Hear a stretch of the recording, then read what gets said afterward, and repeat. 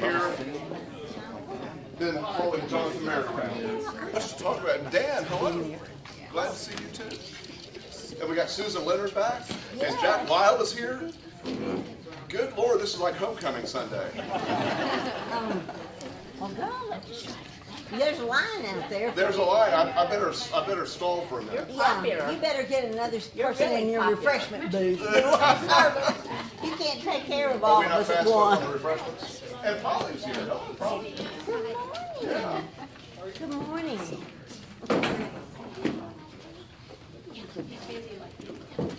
All right. Well, we have a real treat in worship today. For those of you who haven't been yet, our guest preacher is Jonathan Merritt, who is a wonderful voice to hear. And anyone who'd like to stay at lunch today, we have a free luncheon that you're welcome to stay. Hear Jonathan talk more about his book, his forthcoming book, that he talks about some in the sermon, Learning to Speak God from Scratch. And it's about the idea, reclaiming words like grace and worship, and words that we often take for common, but that are not always understood in the modern conversation. So you're welcome to join us for that as well. CBF General Assembly, I'm going to say a word about that. This week, Wednesday night, all day Thursday, all day Friday, down at the Hyatt Reunion. It's open to anyone. You don't have to pre-register. You can show up and register. And there are worship services beginning Wednesday night. And then there are breakout sessions. Gina Biddle, our own Gina, is doing one of those breakout sessions on Friday. The lady back by the door. So she's doing a breakout session on Friday at 3 o'clock, and the topic is? Wow. And tell us more about that. Palliative and hospice, pediatrics, and adult care. Oh, that's neat. Yeah, so there's all sorts of workshops like that. There are 4 workshop times on Thursday and Friday, and a lot going on, really interesting stuff. Hope that some of you would come down and join us. Some of you, I think, are volunteering down there as well. We've had a number of Wilshire folks sign up to be ushers and greeters and hospitality people as well. There's also some nice quotes in the Dallas Morning News this morning from Mark. Yeah, so I said better stuff than that. But they wasn't printed. That's the problem. Yeah, I know. I thought my quotes were pretty mild compared to what they could have been. With all that, yeah. Is our guest pastor coming, or has he been fired about that other convention? You know, Paige Patterson's. Oh, no. Yes. I didn't mean to start that. In case you've missed the irony of this week here in Dallas, the Southern Baptist Convention is meeting the first part of the week at the Convention Center, and the Cooperative Baptist Fellowship is meeting the end of the week right down the street at the Hyatt Reunion. So, I mean, like, right down the street. They don't overlap, at least. But You were a reporter again? no. In a word, no. I've been following the Peggy Waymeyer story. How come we hadn't recruited her? Oh, She yeah. seems like she'd fit here so well. Yeah, I know. Yeah, I think. Yeah. You're right. I'll get Christine Wicker to work on that. Yeah, we're trying to pick up Dallas Morning News alumni right now. Yeah. And she could be a TV alum. We have a couple of those as well. Well, today we are taking. Oh wait, I'm supposed to read this. This is a note from Barbara Peterson, church librarian. Dear Discovery class, Wilshire Baptist Church Library gratefully acknowledges your gift in memory of B.J. McKee. The book will be added to the library's collection. The book to be added is the NIV Application Commentary, Psalms, Volume 1, by Gerald Wilson. A gift plate will be placed in the book in recognition of your thoughtfulness. A note has been sent to Sherry McMillan, B.J.'s daughter, to let the family know of your gift to the library. Thank you for using our class funds, Shannon, John Eric, for that. And we're finishing up for Peaches as well. Oh, for Peaches Hallman. Okay, yay. Good. Yes, ma'am. Just quickly, do we have anything left after this is all? Do we need more class funds, or what is the state of our class funds? Shannon sent out the email last week, I think, like $271 or something is in there right now. Oh, good. And I don't know if this has been deducted from that yet, I think so, but she'll be here in a minute. Okay, today we are taking up what many scholars consider to be not only the most difficult parable of Jesus, but perhaps the most difficult teaching of Jesus in the entire New Testament. And here I am, foolishly standing in front of you, attempting to discuss this parable. We have faith, Mark. So before we read it, let me say that this parable, as it is, appears only in Luke. There are some, when you get to verse 10 and after, that also appears in another gospel. That's not unique to Luke. And so one of the questions scholars contend with on this is, because it's not unusual for the different gospel writers to rearrange the order in which they tell the things that Jesus said, but this parable is so weird, so odd, that Augustine, one of the great early church fathers, is quoted as saying, "I cannot believe these words were spoken by our Savior." It's odd, right? And it's so odd, you may have never heard a sermon or a Sunday school lesson on this text before. I have never taught this text. I've never heard a sermon on this text. The latter part of it, yes. Verse 10 and after, absolutely. Never heard anyone broach verse 9. And wait till you get to verse 9. It's weird, right? So, with that being said, who would volunteer to be our reader today for this text? Gina has offered, okay. He also said to the disciples, there was a rich man who had a manager, and charges were brought to him that this man was washing his possessions. And he called him and said to him, "What is this I hear about you? Turn in the account of your management, for you can no longer be manager." And the manager said to himself, "What shall I do, since my master is taking the management away from me? I am not strong enough to dig, and I am ashamed to beg. I have decided what to do, so that when I am removed from management, people may receive me into their houses." So summoning his master's debtors one by one, he said to the first, "How much do you owe my master?" He said, 100 measures of oil. He said to him, "Take your bill and sit down quickly and write 50. Then he said to another, "And how much do you owe?" He said, 100 measures of wheat. He said to him, "Take your bill and write 80. The master commended the dishonest manager for his shrewdness, for the sons of his world are more shrewd in dealing with their own generation than the sons of light. And I tell you, friends, for yourselves by means of unrighteous wealth, so that when it fails, they may receive it, you into the eternal dwellings.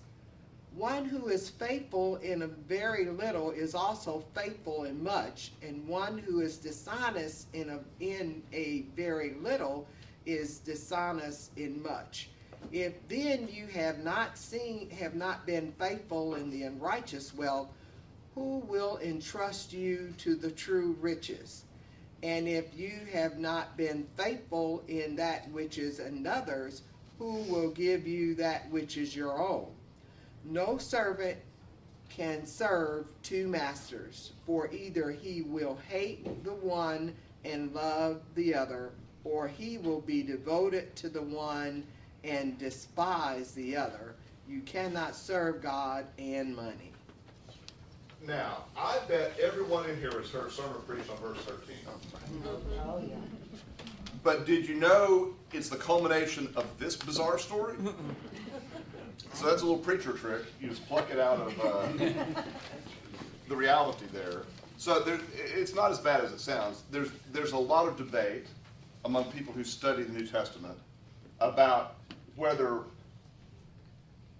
verses 10, 11, 12, and 13 actually are brought into this by Luke to sort of interpret this, or whether this is the sequence in which Jesus spoke these words.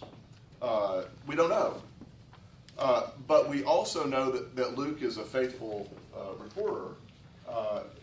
Verses, again, 10 through 13 appear not only in the Gospel of Luke, it's verses 1 through 9 that are unique to Luke. Some scholars think verse 9 was added by Luke to try to interpret 1 through 8. And so there's a big discussion on which verses constitute the parable here. So for our purposes, we're going to take the whole thing together and act like this is one unit for today. Now, just to sort of get this out of the way, the traditional view of this parable that was an early view, and it's been repeated a lot, is that the steward's wisdom is praised by the master, particularly his wisdom in using money, but not his dishonesty. So they try to, this view parses this down to say, even though he did something a dishonest way, we like what he did. Well, I think we all can relate to that, right? Getting to a good outcome by a wrong means, and the end justifies the means, is the saying, right? We see that a lot in politics through the years. Someone will support something that's heinous in order to get to the other goal that they have politically. That's not a new trick. We see that a lot. The idea here, and I'm not saying I agree with this, that this radical action within the sphere he serves is an analogy for radical action in another sphere. So the idea is that Jesus is emphasizing the coming of his kingdom alters our decisions about the use of financial resources. That's one way this has been interpreted. Now, I read one commentator who gave 15 different interpretations of this parable. Yes, my eyes glazed over a little bit. And some of them are just stupid. I mean, he was surveying what people said about this. That's how diverse the interpretation of this parable is, because people are trying to figure it out, right? So we're going to dig in and see if we can make some sense of it today. First, let's talk about sort of the framework of the parable. Debtor parables, as this one is, are very common for Jesus. In some of the parables, the debt is forgiven. So there's the parable of the two debtors. There's the parable of the unforgiving servant, for example. But in others, the failure to pay is a cause for judgment. The parable of the wicked tenants, the parable of the talents, the parable of the pounds are three examples of that. We've not gotten to all of those yet. The subject of debt appears elsewhere in the Gospels, and forgiveness of debts, by the way, is part of the Lord's Prayer, if you say it that way. Yes. Forgive us our debts as we forgive our debtors, right? So this is not a new concept that's being introduced here. In this case, the story is told in, again, an outlandish way. Remember, we talked about how many of the parables are just outlandish in what they're proposing. These are extreme situations. So here's an example of this. If you look at the debts that these people owe, and by the way, this is a situation where the master has tenant farmers on a piece of property, on pieces of property, and the servant is someone who manages, the servant's middle management here, all right, who manages those properties for the master. The master is an absentee landlord, and the servant here is the one who deals with those. Some people speculate that that person would be a slave or a servant himself. That really doesn't tend to hold up in the context of this.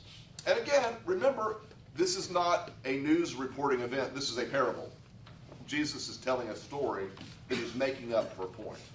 But, so the oil, the King James translated 100 baths of oil. A bath is a unit of measurement. That would be equivalent to 800 or 900 gallons of oil. A lot, all right? That would be the yield of 150 olive trees and equivalent to the wages of about 3 years for the average worker. So it's a lot of money there. The wheat that's described here is, the measurement is, in the Greek is a kor, K-O-R.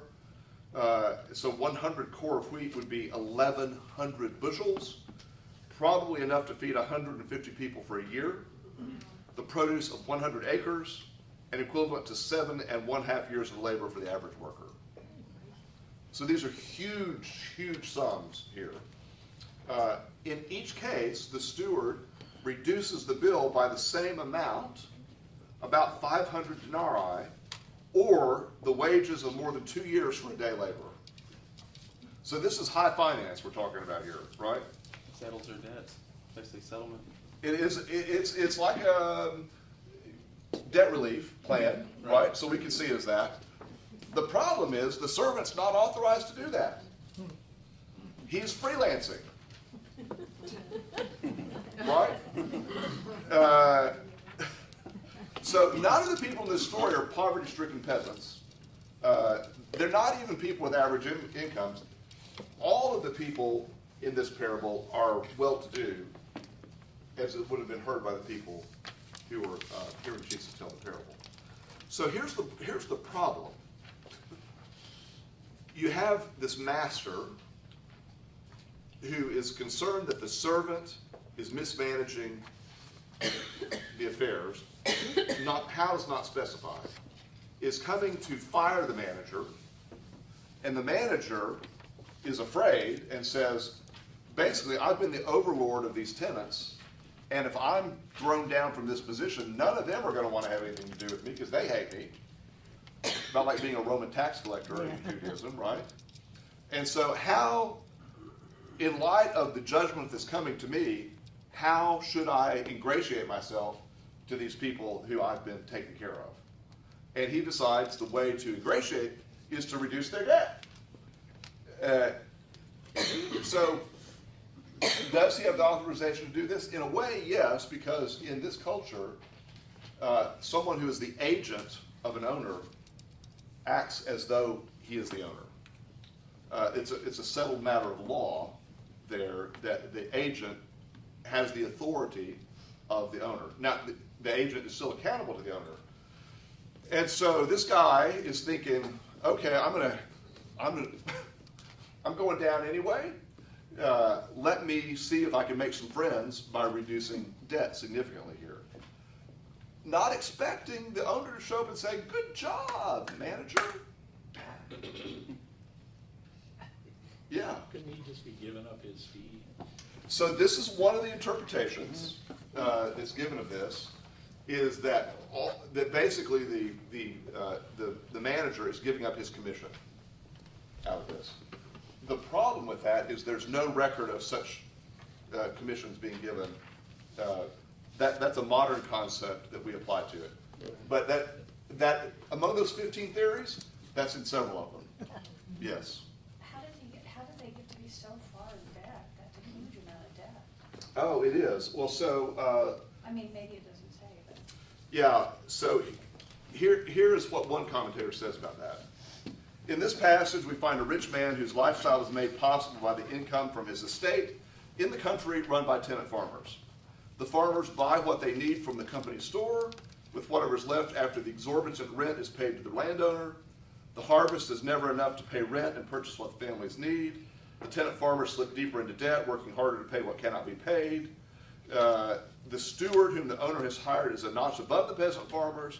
He has just enough education to keep records and to lose the moral heft needed to refuse participation in such an unjust system. The landowner fires the steward because of rumors. The steward is squandering the landowner's resources.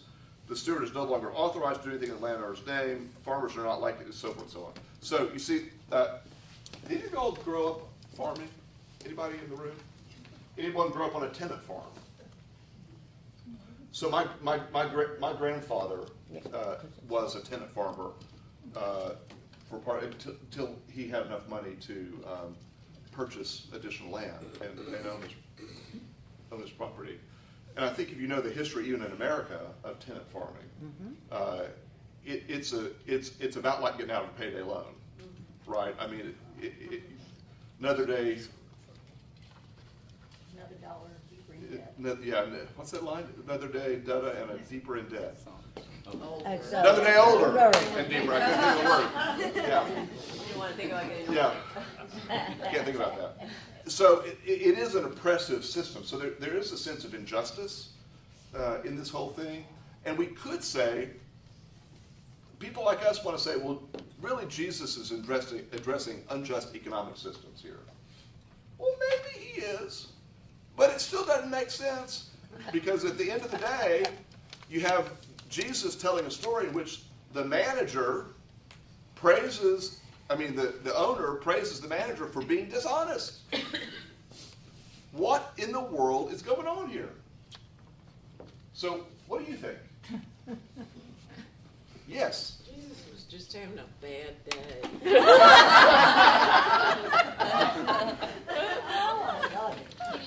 Can you do the wrong thing for the right reason? Or the right thing for the wrong reason? Yeah. Well, I know I came in late, so sorry. It doesn't I matter. ran into someone at Starbucks, or I went in so late. But, so I don't know if this is argument, but could it be that this is like, he's actually, the rich man is not actually a good guy, that he's a bad guy, he's saying that's how like evil people will commend people for... So that is one of the interpretations that's possible. Yeah. Because of the part that says that the children of this generation act more shrewdly than children of the light. And it seems like children of the light are what we should want to be, not the shrewd. So it's saying these people are going to try to cheat you and deceive you, but Yeah. and it may look good for a while, but So remember 2 weeks ago when we talked about the prodigal son? And we talked about how really the prodigal was the father, in a way, and also the older son, right? Everyone was messed up in that story. There was a family systems problem there, right? Dysfunction all around. Some people see a parallel to that in this story, exactly as you said. I saw a hand over here. Oh, yes. The way I look at it is that I have a huge, huge family. And we have our savory types, we have our Christians that would absolutely do no wrong. And then we just have those that are just, hey, I'm gonna do what I'm gonna do, I'm gonna get what I'm gonna get, and I'm gonna help you. Well, I lived in Oklahoma City, and one of the ladies that I supervised was mean, very mean. She was big, very mean. And my cousin was, okay, he was the savory type. But he liked me. And the cool thing about it was that I know it's completely selfish, but I wasn't afraid of her. Because I thought, I'm going to do what I'm going to do, and if you bother me, I'm going to call Terry. And Terry will do whatever it needs to take. Also known as Guido.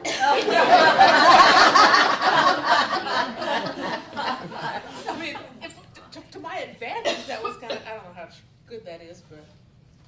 Okay. That's a view. Someone else had a hand back over here. Well, I didn't then, but kind of reminds me of the Godfather. When those type of people see that there is someone out there as ruthless and shrewd as they are, yeah, you compliment them because you want to maybe bring them into your fold so that they can help you do some of the things that you've been doing too, rather than them doing it to you. So I think he was, it's like, what is that, honor among thieves? It's like he was complimenting another thief or another person who was not good. Yeah, and that is exactly another way you can look at this, right? That Jesus is perhaps saying that if these kind of people can make their way in the world and think about the future, how much more should we be thinking about the future? Well, that's still prevalent today. It's still difficult, You know, right? there's all stratas of people. Still difficult. Okay, so let me make a couple more points, and we'll talk about this some more. The word shrewd appears in here. Pay attention to that word. Jesus characterizes the manager's actions as shrewd in verse 8. The Greek word here is phronomos, which means shrewd or cunning, and it generally has the connotation of seeking to gain at the expense of someone else. It is not the word that could have been used for wise. Jesus is not calling the manager wise. He's calling the manager shrewd, cunning. And seen this way, the steward is granting financial favors to the debtors at his master's expense. I think we can all see that. He is being shrewd in the truest sense of that word, but he may not be being wise.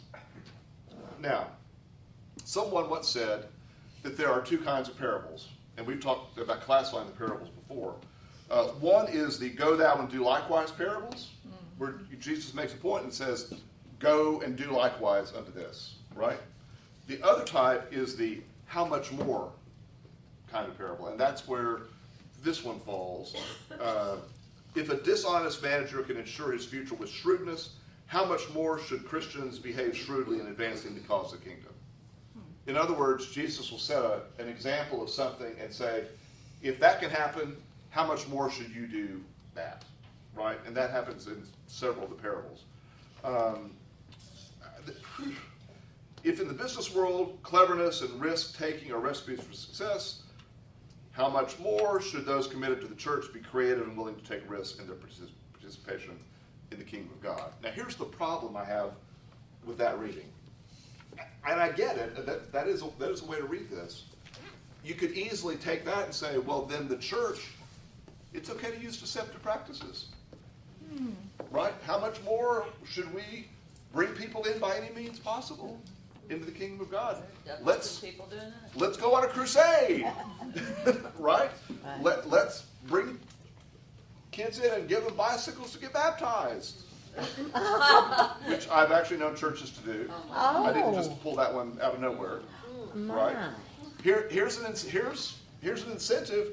Come to our church, get baptized, we'll give you a bicycle. Right? How much more so, right? So you see, this is a slippery slope. You can pretty much go right down to wherever with that. Now what do you think? Anyone have wisdom? I think we can be fairly sure that Thomas Jefferson omitted this part of the From his Bible, yes. I think I would too, actually. Yeah, not an easy thing to deal with at all. So now, here's a little more help. I'm just measuring this out in doses to help you struggle with it. And let me say, if you're struggling with this, good. Because even the most devoted Bible scholars struggle with this parable. I had one thing to say. At the end of the day, I mean, was the guy not really helped? Because settlements used in the form because you don't have the full amount of money, with no payments. So you're getting lump sums, which the owner probably, I would think, would be happy about getting the money all, once, even if it is half. But was he not helping the people too? So I think that's another argument you can make is he actually, that's shrewd, right? Yeah. He's making a deal. Oh man, I call it generous. It's the time value of money if you assume that they paid right there on the spot. Because he was They didn't have the full amount. Right, and they were jacked up prices to begin with. I was going to say, there's markup in everything. Right. Yeah, I mean, it's like paying full price for something in the department store, right? Yes. I was going to say, when he said that just then, it brought to mind debt collectors do that all the time. I worked for one for 2 weeks. I quit because he was so obnoxious, and I was not going to do that to people. Thank you. But they tell them, if you'll pay me, such and such right now, I'll knock off the rest of it. And that's exactly what's going on here. Exactly, yeah. Right. And because they know they're never going to get the full amount, and they figure they're just going to block your number, and they won't get anything. So here's here's the key, a key to helping understand this. Throughout the Gospel of Luke and throughout Acts that Luke wrote also, Jesus understands God to be the master of all things. And Jesus says over and over again in Luke's Gospel that no one person is the master of anything in particular, because each person is a steward of what God, the master of masters, has seen fit to grant for their responsibility.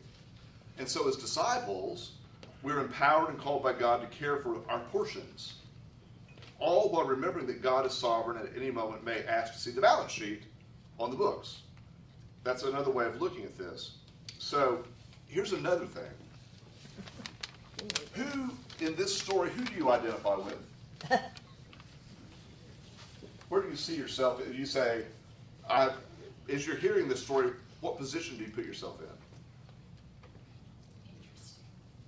in? As a poorest member in this church, I'm with the person that owed the 100 things of wheat, and I'm happy about the 80. Yeah. You're happy about the reduced debt. Yeah. Most people who read this in church quickly identify with the master. Oh. Because they can't envision themselves being any of the other people in the story, right? I think I would identify with being the disciple, because that tricky passage in verse 9, he says to the disciples, he says, I tell you, make friends for yourselves by means of dishonest wealth, so that when it is gone, they may welcome you into the eternal home. So once those people have nothing, then maybe they're open to receiving the word of God. Well, in heart, this is, I think, the best way to hear the story is to identify as being the manager or the steward. And that you could, one way of looking at it is you could see God as the master, right? Now, with the understanding that parables are not analogies, and they don't, everything doesn't have to stand for something. But if you want a perspective, that's one perspective you could look at on this. Maybe Jesus' point in telling the story was not to commend dishonesty or cunning, but the importance of being prudent, of looking ahead to the long term, and taking steps to ensure that your interests are protected. If even such a cunning, unscrupulous character as this manager can be prudent, how much more so ought our Jesus disciples, us, keep an eye on the horizon long term for what God is doing and live accordingly, knowing that judgment is coming. Here is maybe one of the best ways to make sense of this. Someone else has made this point about the unjust steward. He forgives. He forgives things he has no right to forgive. He forgives for all the wrong reasons, for personal gain and to compensate for past misbehavior. This is the message in this strange parable. Go ahead. Forgive it all. Forgive it now. Forgive it for good and for selfish reasons and for no reason whatsoever. Forgive. Oh, I love that. I don't think he's really doing that, but I do love that. That seems a little far-fetched. As we're trying to make sense of this for us, what is Jesus saying to us through this? This perspective says the message is to forgive. With abandon, to forgive. Or we might think of this like a Robin Hood story. So there's some literary, think of all of the fairy tales that are told that we root for the person who's really unscrupulous to get to the right end, right?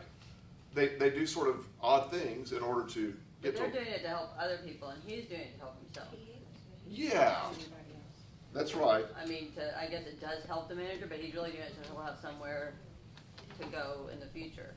Yeah. People to take care of him, which I think we do a lot of that. I mean, or I do maybe. I mean, it's not a great quality, but but like do stuff for other people because I mean, it's the exact opposite of last week's parable where it was like don't do things for people that can help you in return. do things that, for people that have nothing at all to offer. Or maybe he feels bad because the inflated process we're done for so long, and he's been managing that, and the guilt is eating him a little bit, and maybe he wants to help himself, but also help other people too, And walk away. that's exactly one way. These are all possibilities Yeah, they within are. this. David? I had read one theory that he was gonna use them to back him up with blackmail. Because they were in with it with him.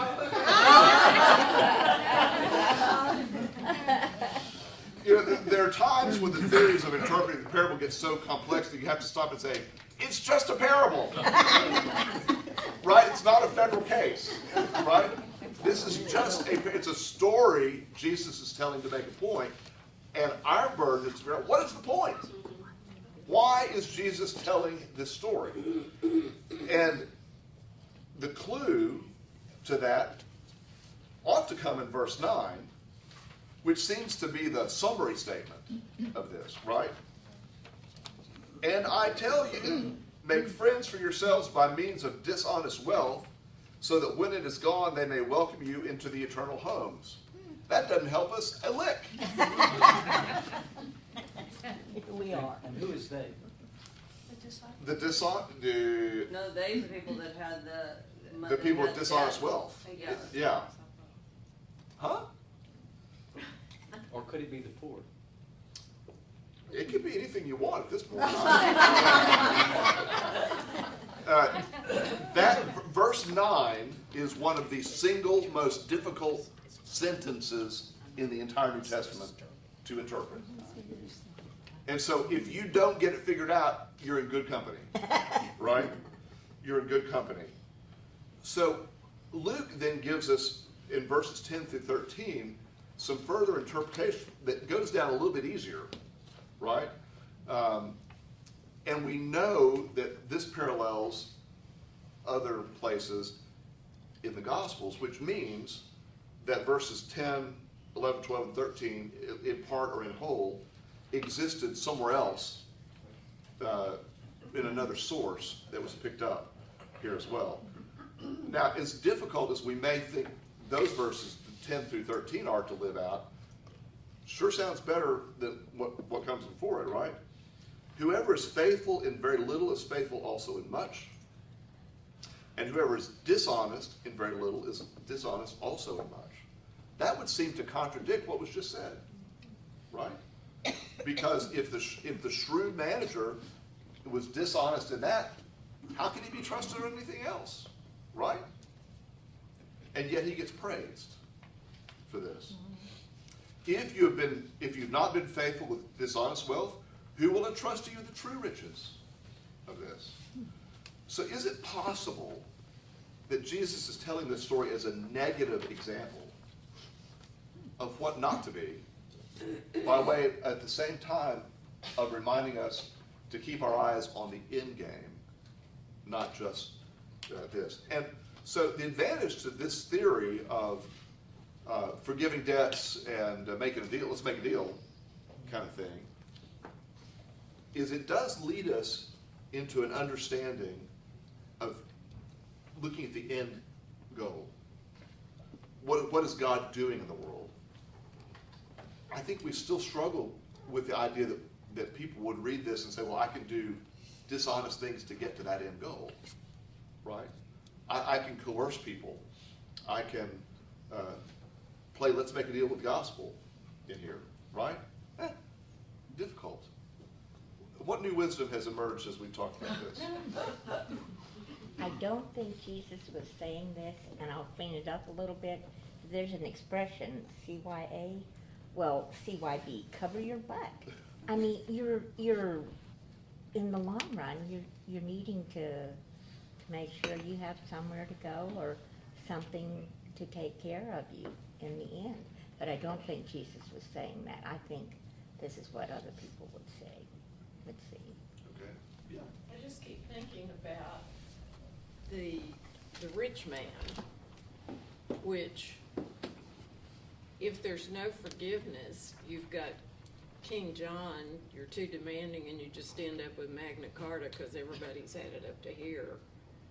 And that doesn't work out very well either, except for the debtors. Yeah. So remember that Jesus says to Peter, those who live by the sword will die by the sword. So Allison and I had dinner with Jonathan Merritt last night, and he's been really on top of this whole Southwestern Seminary thing with Paige Patterson that you've been following as well. Wasn't his dad like the president of the Southern Baptist Convention before Patterson or Yes, something? he was. Yeah. During the takeover period. Yeah. Yeah, he and his father were not on the same page on that part. So here's the thing. I've been an observer to this. Some of you have as well. Paige Patterson is one of two people who have devoted their lives to destroying other people in heinous ways with false accusations. And the difference, Jonathan was pointing out to me last night, the difference is the accusations against Patterson are true. They're not trumped up charges, and there's documentation along the way. Those who live by the sword will die by the sword, right? When you devote your life to tearing people down, you stand a good chance of being torn down yourself, right? I think that has application to this parable in an odd way, because the shrewd manager is not going to change his stripes.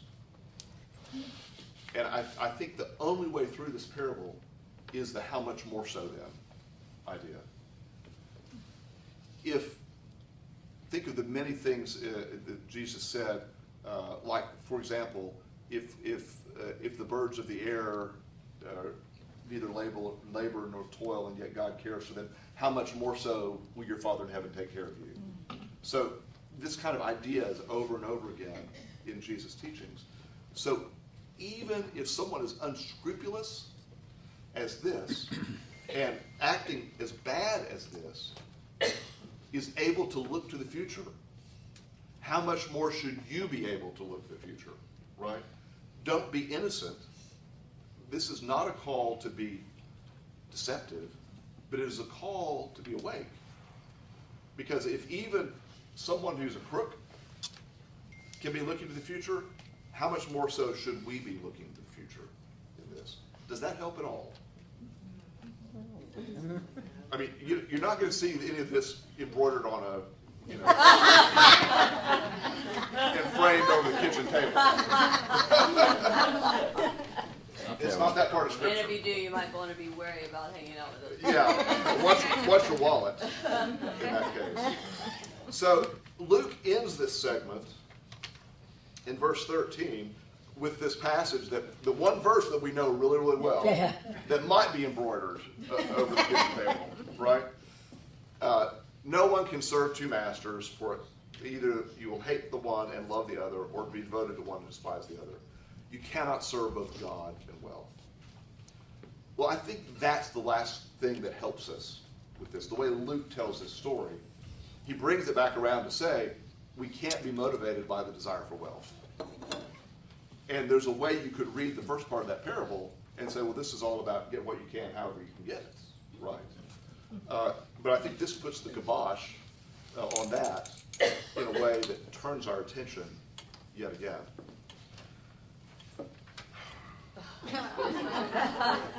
But that's sort of fitting for this parable. It's just Jim?